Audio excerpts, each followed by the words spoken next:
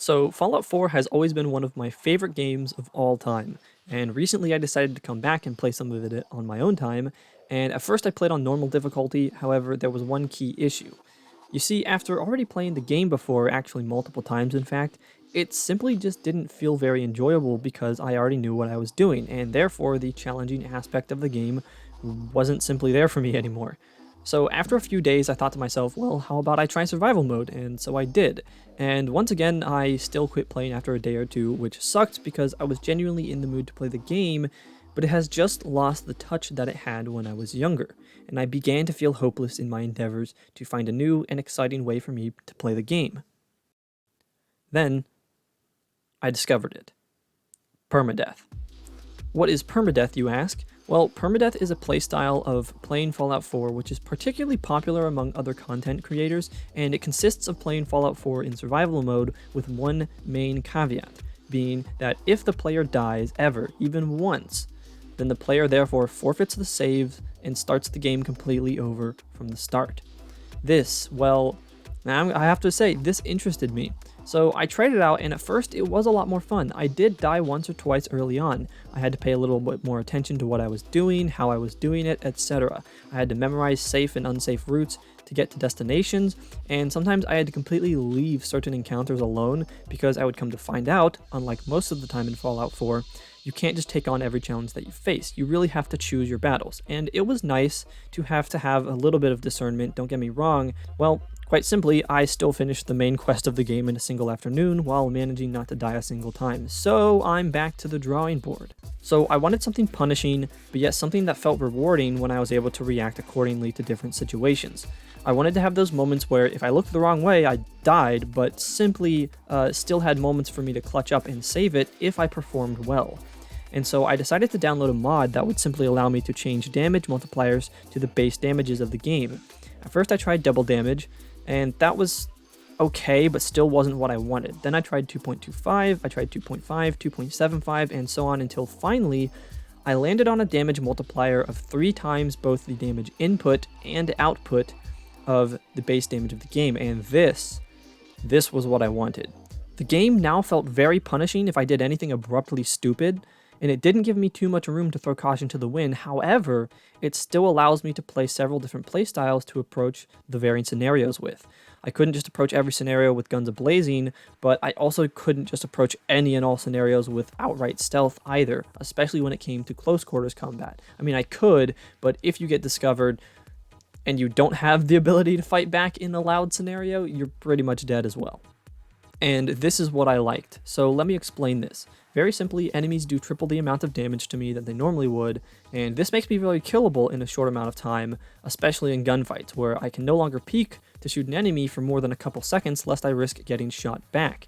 And in survival, the stimpaks do not heal very quickly at all, so getting shot even a couple of times can end up sealing my fate, because it's very unlikely that I'd be able to heal before I get pushed by an enemy. However, on the flip side, I also now do 3 times the damage to enemies. The reason I like this is because this basically gets rid of the typical tankiness of enemies in Fallout games that has kind of always been an issue in Fallout games. I've always felt kind of irritated when I take a normal human, a raider or something like that, and you put an entire magazine into them and they don't die. It's like, okay. So this not only adds some realistic nature to the game for me, and really, for me personally, adds a lot more immersion to the game, but this also opens the door for me to play well on my end, so long as I don't make too many mistakes.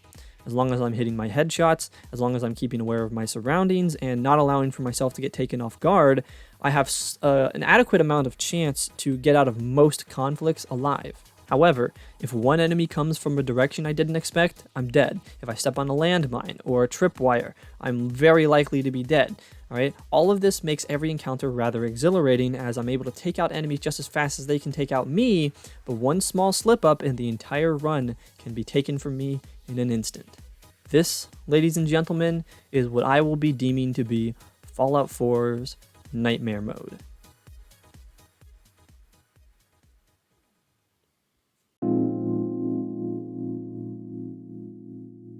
So, starting off the game, I name myself, pick my specials, go down to the vault,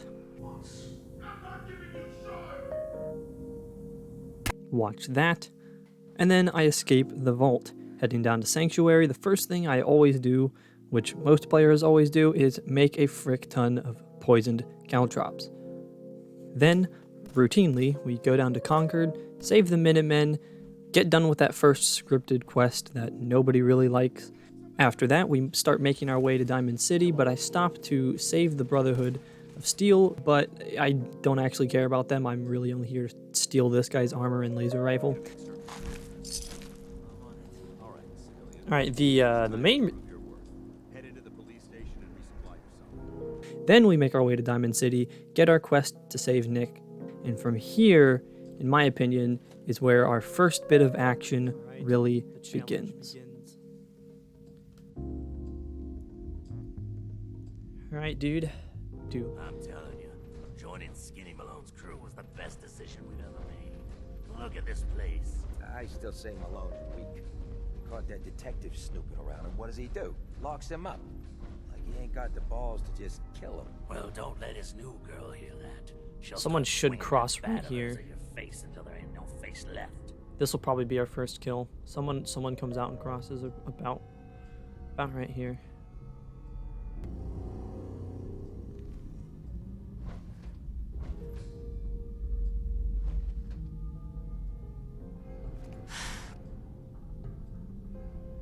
Oh, I thought he was gonna move.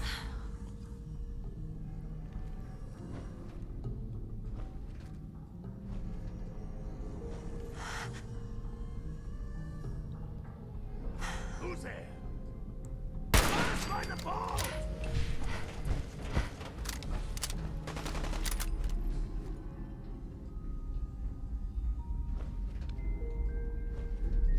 Give me some cover!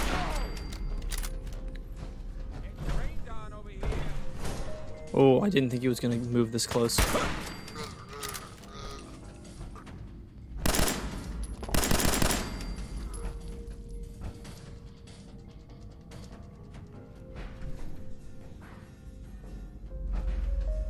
Okay, I'm hidden. Didn't exactly expect it to go that way. I didn't think I was gonna get detected. But I'm okay with that. Didn't take a single round there, so definitely not complaining at all or anything. Why is it giving me? I don't remember this normally giving me hints of where I should go, but whatever. That's just a thing for this quest. Oh, okay. I was about to say I didn't remember it normally doing that during quests. It's just a thing for this quest. I never really thought I'd have to or want to shoot that fast, but being able to shoot that pistol that fast, oh,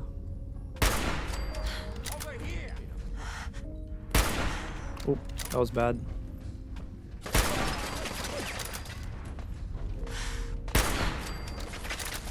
Ooh, where's that at? Oh, that's far. I wasn't confident enough. I'm not concerned. I'm not concerned with those guys. Those guys aren't doing much damage when they hit me. The guys over here are what I'm more concerned about. Okay, where'd that guy go? Here he is. Okay.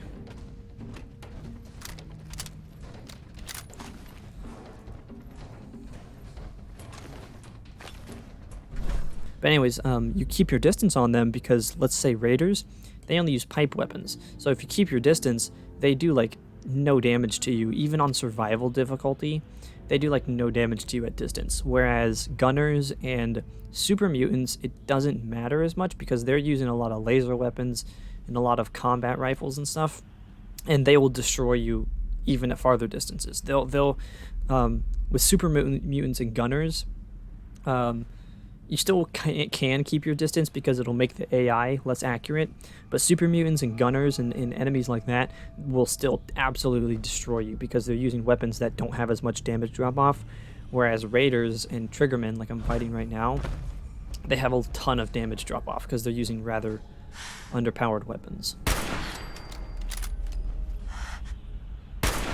Oh, I missed that one.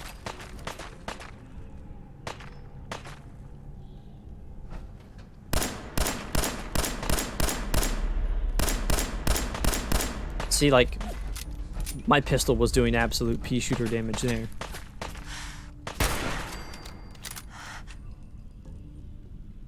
But let's take from here to there, right? The damage I was doing to that guy over there when he first stood up, that was absolute pea shooter damage. Like it was pretty garbage damage. Just from there where I was standing to over there, that much distance completely destroys something like a 10 millimeter. A 10 millimeter pistol will do like almost no damage at that range.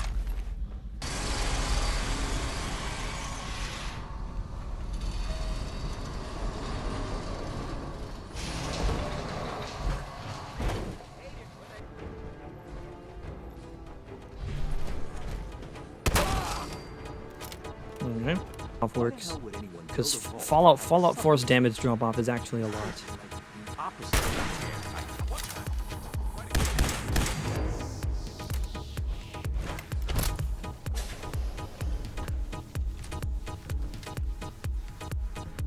They have so much damage drop off that even me playing survival with triple damage modifiers, the damage still ends up being almost nothing. Weapons like a 10 mil and the submachine gun. Because I'm playing on survival with triple damage. Oh jeez. I was not ready for him to open that. I was not ready for him to open that at all. I was in the middle of talking. Consider...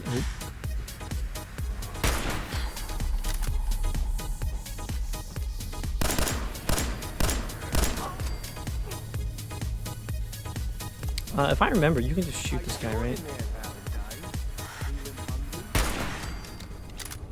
I'm pretty sure you can just shoot this guy with no problem.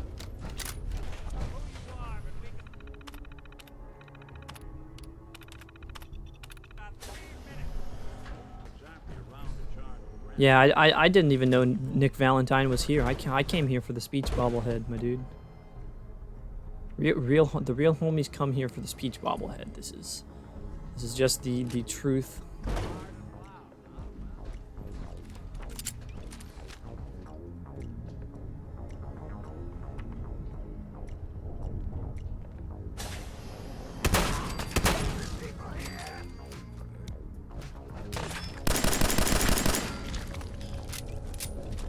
Alright. This incendiary shotgun's actually pretty okay. Like I said, I'm typically not a big fan of the double barrel. It's pretty bad, like relatively speaking, in terms of other weapons that you can take. The double barrel has never been that good, but... Come on.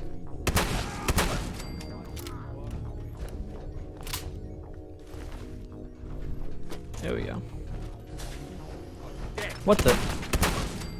Oh, jeez.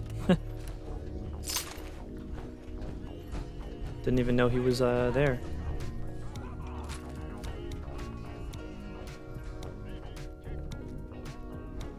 Where's the next door I need?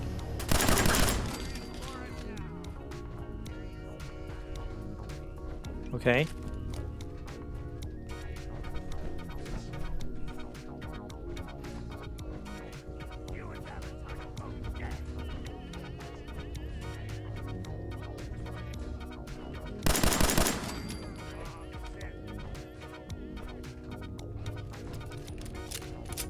Okay, whatever. It's kind of weird.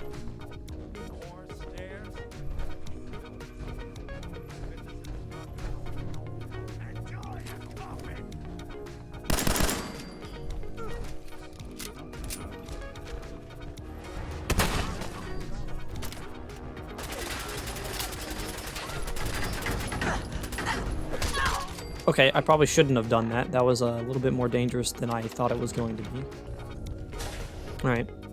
You want to see a pro tip to like totally skip this entire fight?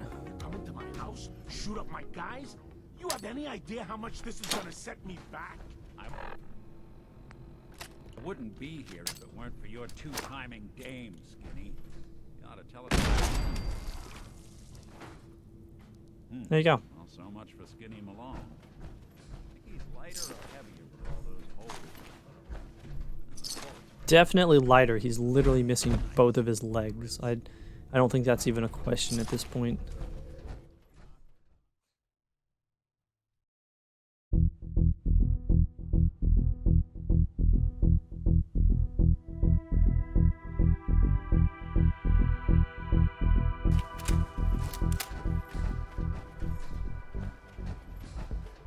What does Radstag meat do? It ups your carry weight by like 25 for like a really substantial amount of time. Like I'm talking like a whole in-game day or something. Like it's pretty long, honestly. I think it's literally like a whole in-game day or something very close to that.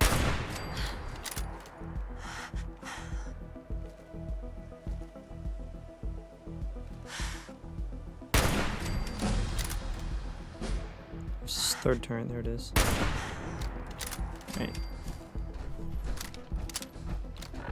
Alright, we got another level up. Is this the place? Huh? Is he in here, boy?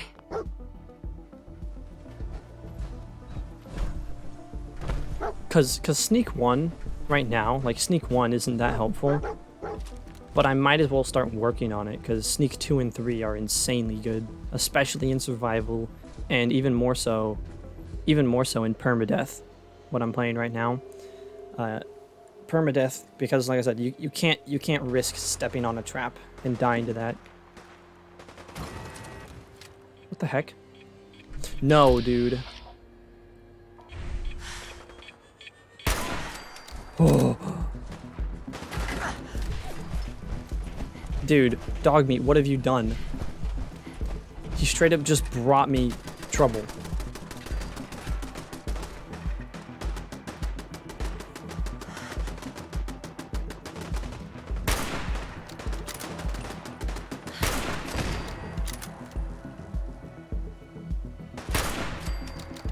Man, that was a good headshot. There's only one more, right? Okay. My good lord, dog meat, you just about killed me.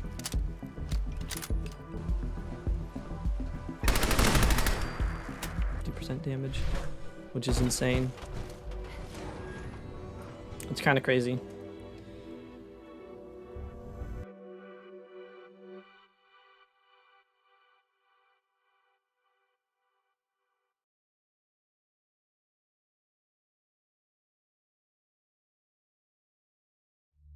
Might be a blessing in disguise. It might be a blessing in disguise that I didn't sleep, because I'm gonna be one-shotting probably a lot of these guys. Which I wouldn't if I had slept, because I would have lost all the bonus damage.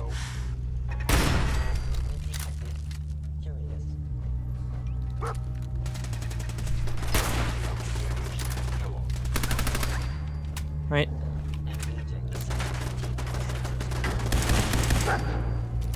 Okay. Ooh.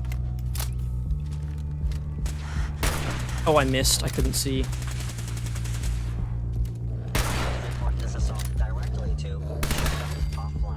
Okay.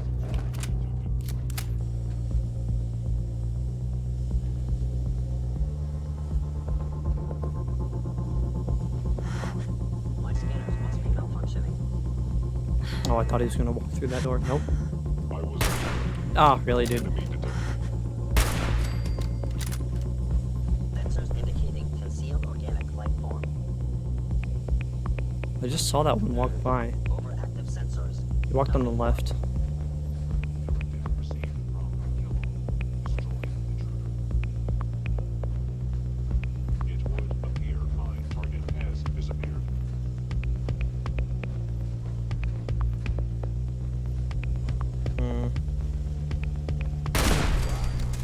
Ooh.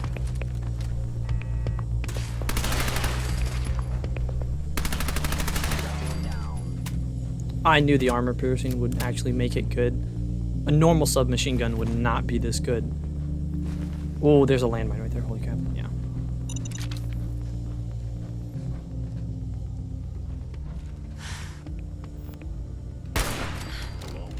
Okay.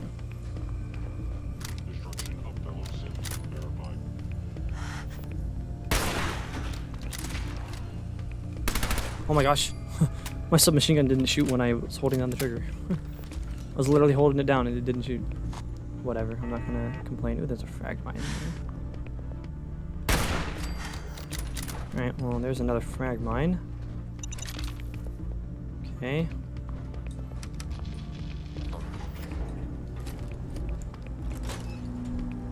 Oh, goodness, hi. Yeah, I shouldn't have even taken the shot.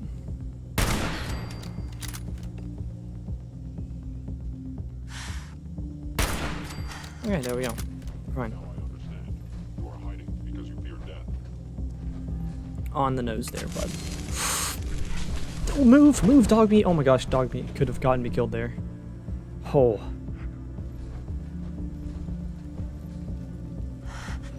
Hostile sensor reading detected.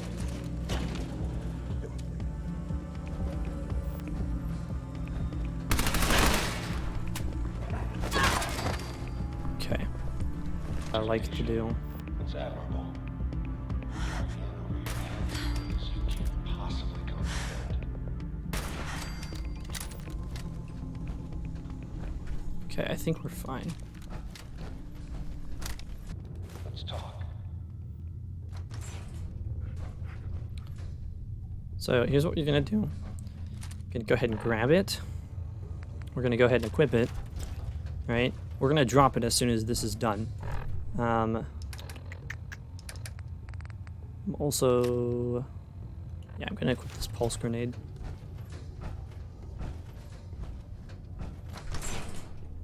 As soon as the door opens, that's about the distance you want to be. So I'm gonna shoot it about here. We're gonna look up, throw a pulse grenade in there to get help with some of the synths. Shoot the fat man. It'll basically insta-kill him, roughly, right? So we go ahead and we drop the fat man. And then... So there's a couple synths left, but the pulse grenade should help a little bit with them. Is that it? No, there's more.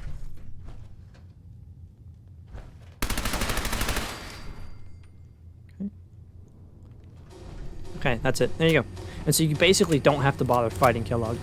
Oh, this tech. You were barely human. Oh my gosh, guys. Guys, it's a Brotherhood of Steel. Guys, it's a Brotherhood of... Oh my gosh. Of the Commonwealth. People of the Commonwealth. Oh my gosh. Hey, we haven't died yet, you know? That's really all that matters at the end of this whole series. We haven't died yet. That's the only important part.